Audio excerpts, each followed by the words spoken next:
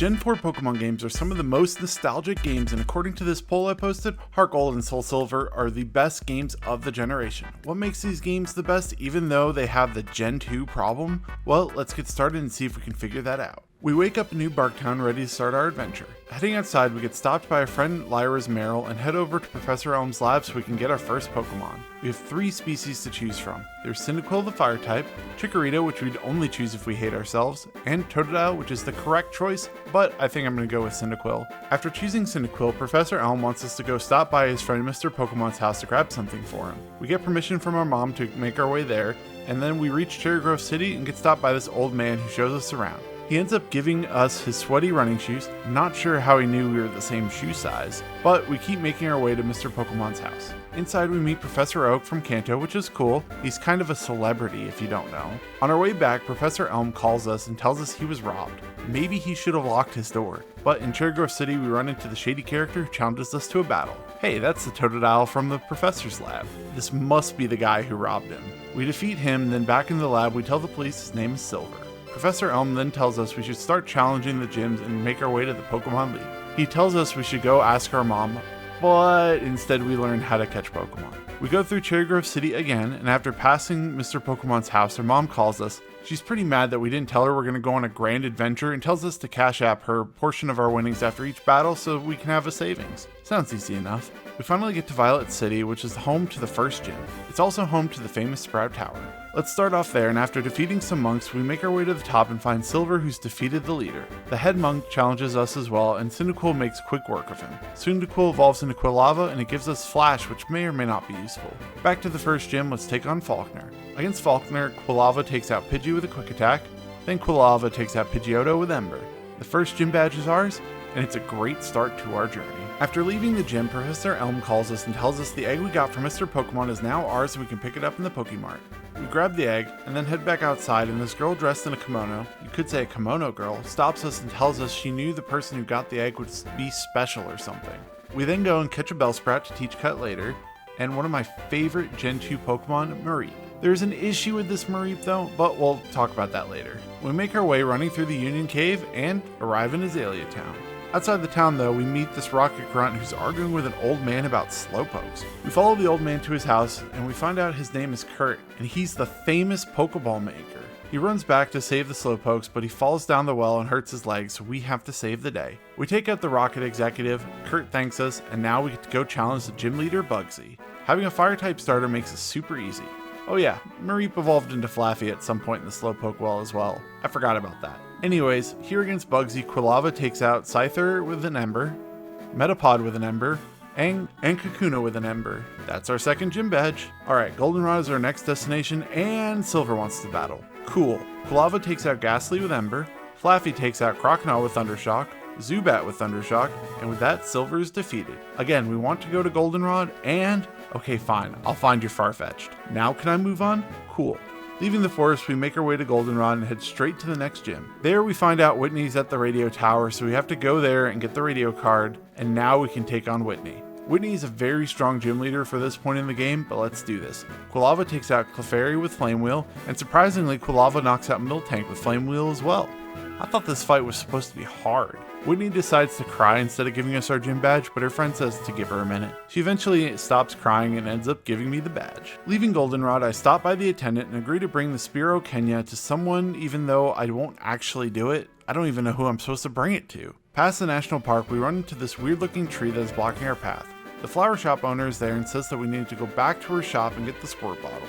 We get the squirt bottle in her shop, and after squirting the tree, it turns out it's actually a Sudowoodo. Cool. Anyways, we head to the burned tower to find the Ecruteak City Gym leader, Morty.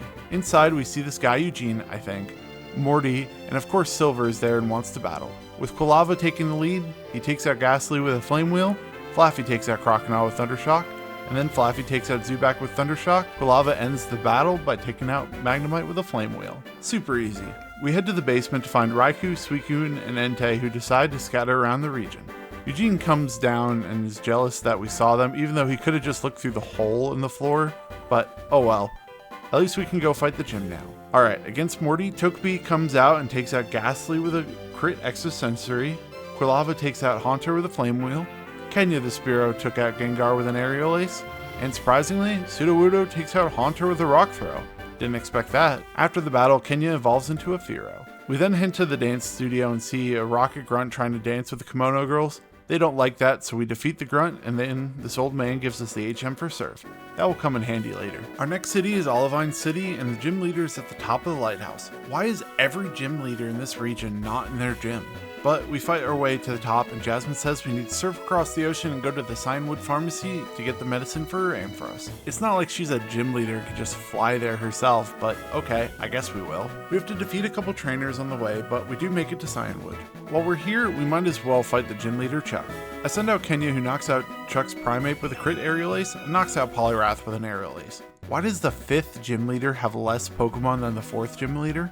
I don't understand, but the badge is ours. Leaving the gym, Chuck's wife gives us the HM for Fly, we get the medicine, fly back to Olivine City, give the medicine to Jasmine, and then on our way to fight Jasmine, we get a call from the Safari Zone guy saying he's ready to show us the new Safari Zone. This is something we've been waiting for the entire playthrough. We have a little secret that this unlocks. We fly back to Cianwood and go through the cave and eventually make our way to the Safari Zone. Inside the Safari Zone, he tells us that we need to go catch a Geodude, but I have different plans. I want to catch a Jigglypuff. Well, a male Jigglypuff. There we go.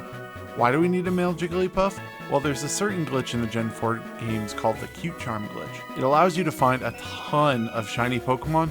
There's a ton of videos on YouTube, so I won't go super in depth, but basically your trainer ID and your secret ID need to be super close to each other, and then it allows you to use a Pokemon with the Cute Charm ability to significantly increase your shiny odds. Let's test it out. Our first encounter is a shiny Growlithe. Super cool, and I can't believe it's this easy. What else can we find? Shiny Bellsprout? Cool. Shiny Rattata? Also cool. And that's what we wanted. Shiny Mareep. We're going to use this to replace our non-shiny Flaffy because, you know what?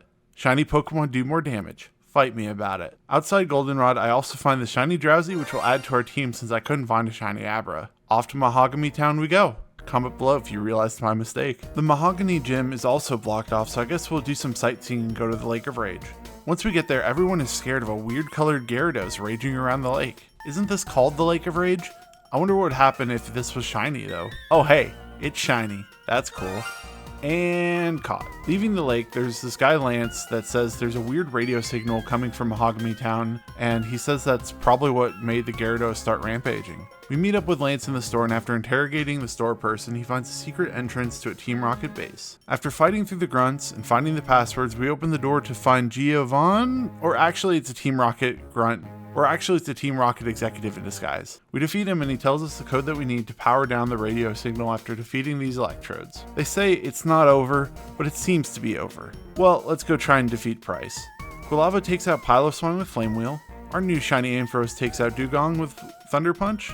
And also takes out Seal with Thunder Punch. I leave the gym expecting to get a phone call from Professor Elm, but then I realize I never actually went and fought Jasmine. Let's fix that. The battle starts off with Quilava taking out Magnemite with Flame Wheel. Gyarados comes out to knock out Steelix with Surf, and Quilava comes back out to knock out Magnemite with Flame Wheel. Another gym leader that has less Pokemon than Morty. At least she doesn't cry when I try to take my badge.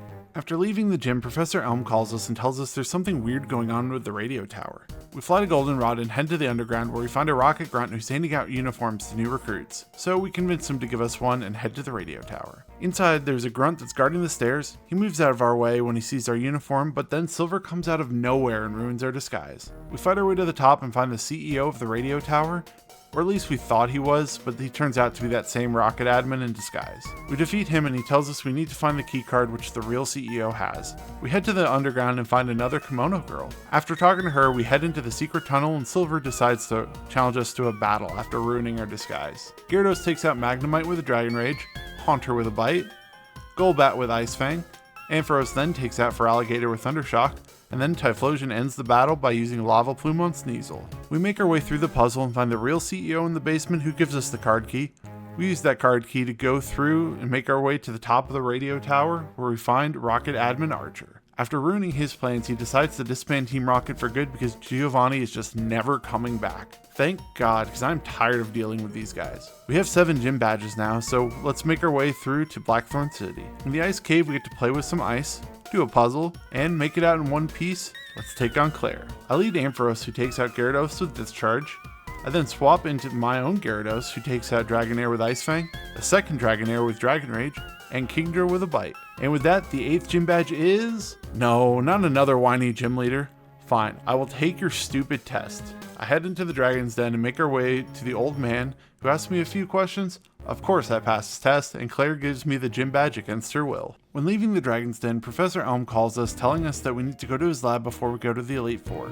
He gives us the Rainbow Wing and tells us to stop by the dance studio in Ecruteak City to talk to the Kimono Girls. We head in there and the Silver bumps into us, super mad as always. The Kimono Girls want us to battle them, so we defeat them, and they tell us to meet them at the top of the Bell Tower to meet the legendary Pokemon Ho-Oh. That sounds pretty cool, and we need to do it to progress the story, so let's go. Inside the Bell Tower, I came across this Ghastly and decided that I want a shiny to add to my team for the Elite Four. That's not a shiny, that's a shiny, that's not a Ghastly, and here we go, shiny Ghastly. It sucks that this shiny looks so good, but shiny Gengar looks so bad. Anyways, we make it to the top, and there it is. Beautiful legendary Pokemon Ho-Oh. It's going to be so hard to catch. Just kidding, I threw my Master Ball. Now we can fly back to New Barktown, sail across the river into Kanto, and fight some trainers along the way, rest in the mountain home, and make our way through Victory Road to the Elite Four. First things first, we need to evolve our shiny Gengar through trading. Alright, now that we have our team, let's take on the Elite Four. First up, we have Will the Psychic Master. I lead with Ampharos, who knocks out Xatu with Discharge, Gengar knocks out Jinx with Shadow Ball, Slowbro with Shadow Ball, Xatu with Shadow Ball, and we win the battle with Gengar knocking out Executor with, you guessed it, Shadow Ball. Our next Elite Four member is Koga. You might remember him being one of the gym leaders in Kanto, but he got a promotion now to the Elite Four with his poison types. I send out Typhlosion, who knocks out Ariados with Flamethrower, Fortress with Flamethrower, Ho-Oh knocks out Muck with Extra Sensory, Ampharos takes out Crobat with Discharge, and finally Typhlosion takes out Venomoth with Flamethrower. The third Elite Four member is arguably the worst, Chuck. Chuck is the reason why we have Ho-Oh on our team though. Ho-Oh takes out Hitmontop with Extra Sensory, Gengar comes out to knock out Onix with Shadow Ball, Gengar knocks out Machamp with Shadow Ball, Hitmonlee with Shadow Ball, and Ho-Oh ends the battle with Extra Sensory to take out Hitmonlee. Agatha is the last Elite Four member and the one I usually have trouble with. I lead with Typhlosion, who takes out Umbreon with Rollout, Gengar with Rollout, and luckily hits Houndoom with Rollout as well. Ampharos takes out Murkrow with Discharge, and Typhlosion comes back out to take out Vileplume with Flamethrower. Now we can finally challenge Lance. Lance shouldn't be that hard because our team is pretty stacked against him. I lead Ampharos to discharge Lance's Gyarados. I then send out my own Gyarados, who will knock out Dragonite with Ice Fang after a Dragon Dance. Ampharos comes back out to discharge Aerodactyl. Gyarados then Ice Fangs Dragonite, Ice Fangs the third Dragonite, and Typhlosion takes out the final Charizard with Rollout. So that way we become the champion of Johto. This whole journey has been crazy and I'm glad I replayed this game. I forgot just how much I love the Johto region and the story of these games. The Q-Charm glitch catching shiny Pokemon all the time is also really cool and a breath of fresh air. Wait, you're telling me there's a whole other region to explore? 23 hours in and there's more content? I know you know that, so let's play through Kanto. Now Kanto is a bit more empty than what people remember, but we'll get to that. First things first, after leaving our house, we go to Professor Elm's lab and he gives us the ticket to the SS Aqua, which leaves from Olivine City. We fly there and upon boarding, this old man says he lost his daughter and we need to find her. We battle every trainer on board, Pidgeotto evolves into Pidgeot, we find this guy who is sleeping on the job, and then we find the kid, but she won't go back to the old man yet and wants to play hide and seek. She's hiding around this wall, which is actually a really good hiding spot. Good job, game devs. And she returns to her grandfather happy. After that, we get an announcement that we've arrived in Vermilion City. We could head straight to the gym, or we could do some shiny hunting. I found a shiny Pidgey, caught the shiny Bellsprout, but that's about it. Honestly, the gym battles are pretty simple. We take out Lieutenant Surge in Vermilion, we head to Saffron City and take out Sabrina. In Celadon City, we take down Erica. Before we take out Misty, we have to go to the power plant, find out about a part that was stolen, find the part in the Cerulean City Gym, return the part to the power plant, interrupt Misty on a date, and then easily take her out. That's half of the Kanto badges, and the other half aren't that much harder. In the south of Kanto, we go to Fuchsia City and take out Janine. Now we accidentally knock out the Snorlax in Vermilion City and make our way through the Diglett Cave so we can challenge Brock, take him out in Pewter City. Then we head south from Pallet Town, surf our way to Cinnabar Island. Wow, this place is destroyed. Oh, the gym is in the Seafoam Islands now. We find Blaine and take him out. After showing Blue we have 7 gym badges, he says we need to meet him in Viridian City. We fly there, go to the gym, and he's defeated. With all 8 gym badges, we head to Professor Oak's lab and he tells us that we need to go visit Mount Silver. At the top of Mount Silver, there's a trainer with a team of almost level 80 Pokemon. We need a better team. I think this shiny Donphan is what we're looking for, so let's add him, and the only place to level up is fighting the Elite Four over and over and over. Okay, I think our team is good enough now. Let's go through the cave, outside, up some more, around the cave, and there he is. Let's take out Red, the Pokemon Master. I start by sending out Donphan, who knocks out Pikachu with Earthquake. Gengar comes out and takes out Lapras with Shadow Ball. Ampharos comes out and knocks out Blastoise with Discharge. Gengar with 1 HP takes out Venusaur with Psychic. After 6 Dragon Dances, Gyarados knocks out Snorlax with Ice Fang. And to end the run, Gyarados takes out Charizard with Surf. And with that, we have reached the end.